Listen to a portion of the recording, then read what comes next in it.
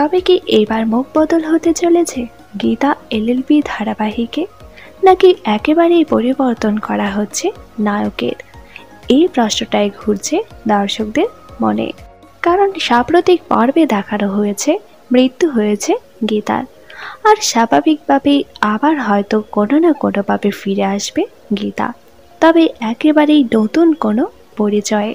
আর তাই জন্য কি গীতার বিপরীতে এন্ট্রি নিতে চলেছেন নতুন নায়ক? সেই গুঞ্জনটি এখন মাথাচাড়া দিয়ে উঠেছে দর্শক মহলে।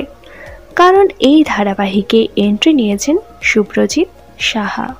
এই অভিনেতাকে এর আগে দেখা গিয়েছিল হিয়া মুখার্জির বিপরীতে নয়নতারা ধারাবাহিকে।